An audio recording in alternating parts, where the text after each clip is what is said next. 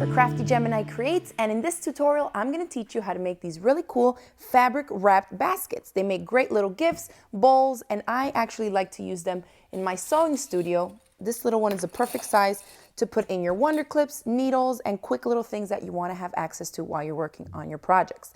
So a few different things that we need to have in place before we start working on this are, of course, some fabric. I'm going to be using this fabric, this collection of 2.5-inch strips. It's called Butterfly Effect by Ben Artex, and I'm going for a more monochromatic look. So we're sticking with these blues and whites. I think these turned out really cute. Then we're also going to need some clothesline. And remember that there's a link in the description box below where you can find all the supplies that I'm using in this video tutorial. So we have that, we need this, and then I also like to use the glue as well. This is called glue basted, and this is going to come in handy when I'm at the sewing machine putting it all together. Now the first thing you need to do is get your fabric strips. This project would look great scrappy as well, but if you're using the 2.5-inch strips like I am here, just go ahead, press some out. I have it folded the same way it comes off the bolt or off the roll like that. And I'm just gonna fold this up again in half. The good thing about this is it doesn't have to be perfect. You're just gonna cut them down into about 1/2 inch to 1 inch wide chunks. I like to keep it around 3/4 of an inch, and I find that that size works well for me. So there's one. I'm gonna scoop my ruler over. There's no measuring, just try to keep a semi-straight line. And you want to cut up each one of your 2.5-inch strips into smaller chunks like this. So we'll cut a few out, and then we'll head over to the sewing machine to show you how we start putting them all together. And notice that I haven't trimmed off my selvages. I just go ahead and leave them. Especially for this fabric collection, they work out fine because it has white in it and the selvages are white. It just, most of the time you won't even see it. They get wrapped up in there while we're coiling everything around. I think we'll leave these here, and we'll cut up one more strip and head on over. And this project, you can make it any size you want. We're obviously, for the purposes of video and keeping this tutorial not too long, we're just going to show you how to make the smaller one here. But I wanted to show you also the difference on when I made this larger one. I just kept going a few more coils around, and it starts to get bigger and bigger. So feel free to stop at any size that you want to. Let's cut this strip up, and then we'll head over to the sewing machine.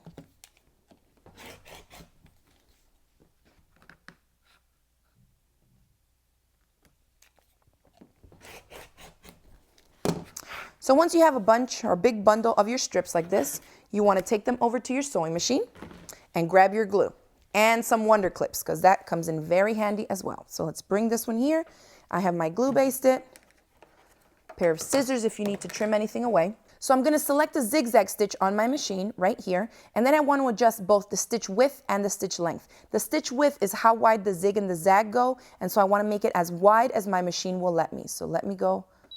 This is the stitch length, so this one is the stitch width. So I'm going to bump it up all the way up to 7.0 millimeters. Now the stitch length, I like to have mine at about a 2.0. So that's what I'm going to set mine up. Your machine may only go up to a 5.0 or a 6.0 in the width, but that'll work fine. Just go ahead and crank it up to the highest stitch width of the zigzag that you can. Okay, so our machine is set up, and I have, for the small bowl, I have 4 yards of the clothesline, okay? So that's what we're going to start off with. Now let me show you how I started off. First, I get my little glue basted and put a little bit on the end of the fabric. Whoops. Now I'm going to start to wrap the end of it. I'm putting it about halfway down, and I'm just going to wrap it and then bring this raw edge a little bit down and tuck it under. Okay? And then I'm going to wrap it around like that so I have no raw edges coming out at the top. So let me put this under my presser foot, wrap it a couple times, and then I like to put it under the presser foot so that the needle will hold its place. And I'll show you the trick of how exactly we're wrapping this in a second. I just want to make sure I'm giving you all a good shot here to see where. So let me just pinch it down there. So you're wrapping so that as you're wrapping, it's overlapping. So notice from the previous wrap, it's about halfway here. And as I come over, I'm not coming all the way over to get a gap. I'm overlapping. You see how the raw edge of the previous wrap is about halfway down my strip? And you do that. So you go overlapping each one. And you want to keep it nice and taut. And just keep doing that with your strips. So that's the idea of the wrapping. So to get started, first we need to create a kind of a little line here to start zigzag stitching. So I'm going to wrap a few more times. And it's kind of hard for beginners to wrap in a perfect round circle. So I like to teach my students to do it, kind of start off on an oblong shape. So that's what I'm going to show you all to do today here as well. Okay, so grab my Wonder Clip and pinch it in place so I don't lose that spot. Okay, now because we glued it and we pinched it down, it's staying nicely. You're going to bend this down. Don't coil it in like this. It's kind of really tight to do it circular. We're going to do it in oblong shape. So let me wrap a little bit more. And the longer the oblong, the easier it is going to be for you to stitch it down. The hardest part is really like trying to keep it, the strips of fabric nice and taut on the fabric. But once you start stitching, it picks up real quick. All right, so I'm folding it down like this and like this. And once you start, you'll figure out whether you're right-handed or left-handed, which way it's easier for you to wrap it around in. For me, it's easier for me to wrap it in a clockwise motion. So I'm going to bend this here, and I'm going to take my zigzag stitches all the way down to here. Okay. Now make sure that you have at least a 90-14 or 116 universal needle in your machine. If your machine is kind of like a lightweight machine, it may not be able to handle this. So try it out on a scrap piece first, okay? Because I don't want you to mess up your machine. And then of course start stitching slowly. Usually when we start, it's a little bit hard for the machine to feed through. So I'll just lift it up and advance it a little bit. And then it usually picks up from there like that. Okay? And also set up your machine so it stops with the needle down so that it's easier to hold your spot. So now, leave my presser foot down, my needle is in position, and I'm just going to start wrapping and wrapping. Remembering to overlap the previous wrap. And that's why I don't piece my strips together, because as you can see, this is still quite long and I'm kind of throwing it over. And so it's just easier to work one strip at a time. But the glue based it and the Wonder Clips really help. So when I get to the end, I'll glue it, clip it, and then start to sew some more. So it's an easy project. It just takes some time because you are wrapping the fabric around the cording or the clothesline. And obviously the thicker the clothesline and the larger stuff you use, the quicker the project will whip up. The smaller it is, the longer it will take. All right, so we've come a good ways here. And whenever you wrap, if you've been keeping it nice and taut, just remember to clip that Wonder Clip there so you won't lose your position. Now we'll start stitching again. I've come almost to the end. And now the trick is to lift up the presser foot, bring this around, and now we're basically coiling it around, okay? So I'm bringing it this way, and now I'm going to zigzag stitch where the edges are meeting, right here, to bring that down.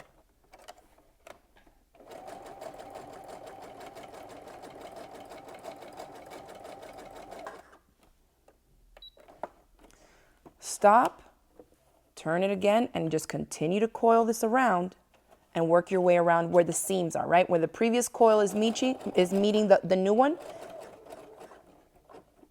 That's where you want it to turn. And just make your way around it. The good thing about this project is that it doesn't have to be perfect. It kind of has like a scrappy raw edge look to it. I'm using a coordinating thread by using blue, but if you use, say, all one white fabric, imagine you made it with all white and used a, whoops, forgot to put my presser foot down, and used a contrasting thread or a variegated thread. That would look really great. And then I just keep working my way around. When I start to get kind of close, I'll wrap some more. And once you start doing this a little bit, you'll get quicker and quicker.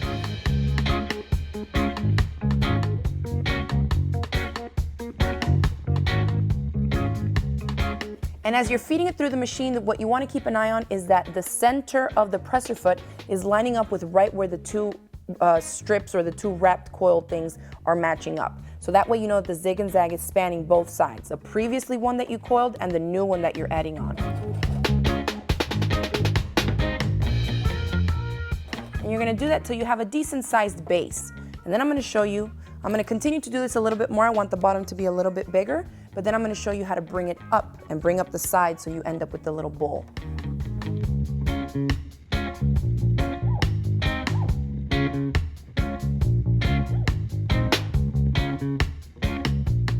So we're going to add a second strip of fabric, and I'm going to switch it up, pick out a lighter fabric here. Okay, we're going to go with this one.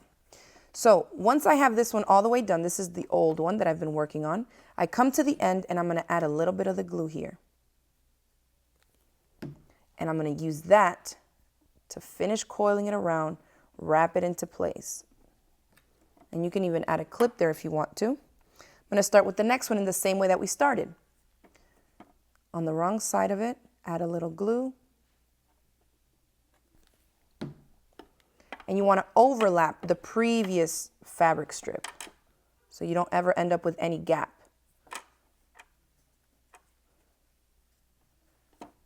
And it doesn't have to be done in any specific way. You just want it wrapped, right? Because it's going to be stuck down with all the zigzag stitches. So I'm going to pinch that there and wrap this a little bit of a ways down. Notice that it works with strips that are narrower or wider, because this strip is about 1 inch wide.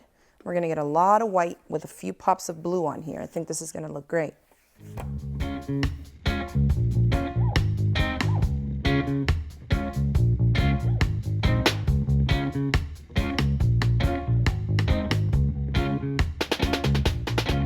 Okay, so now I have a decent sized flat chunk here. I want to start bringing the sides up to create my bowl, right?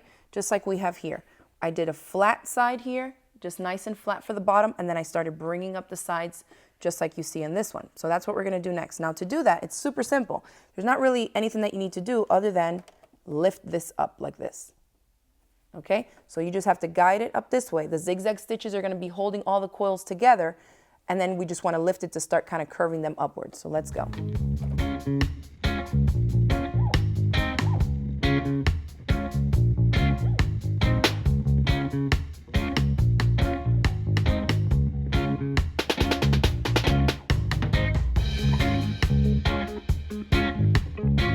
And the strips don't have to be this long. If you want to do a really scrappy project, feel free to use strips that are a lot shorter than these. But this is a quick way to use up those 2.5 inch strips. Since they have the width of the fabric, I think it's a good manageable size and length to work with.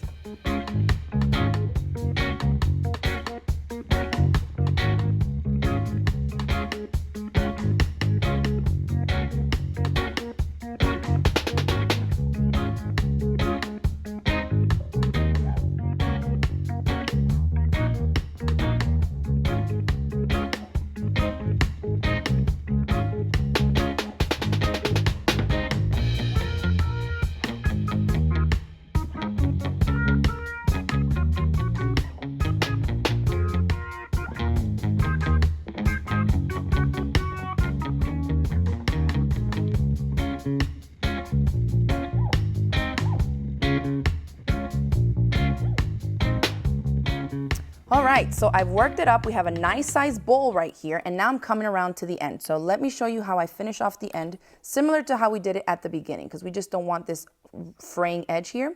Usually what I'll do, by the time I get to here, I've handled it so much that it's a little bit like kind of spread out like that. So I'll recut it so I have a tighter end to work with.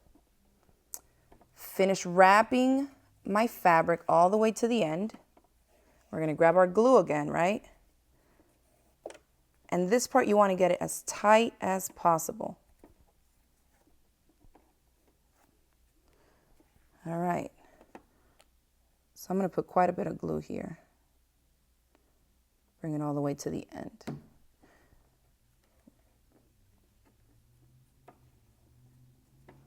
So I have some glue here. I'm going to wrap it around, and I'm kind of wrapping it. You see how I did that it's not right up to the top edge? Because I want to bring some fabric down and cover that raw edge. Does that make sense? So coil it around and then bring it down. It's a little tricky, but don't worry. If you can just pull it down and make it work, it'll be fine. I'm going to trim this little bit off here, because you're going to tuck it into the side here, and as you zigzag stitch it into place, it'll be completely enclosed. So just grab it like that, bring it down, and I'll put a wonder clip right here. So you see how it's going to finish nice and neat. Now we'll continue to do this as we come around to the end.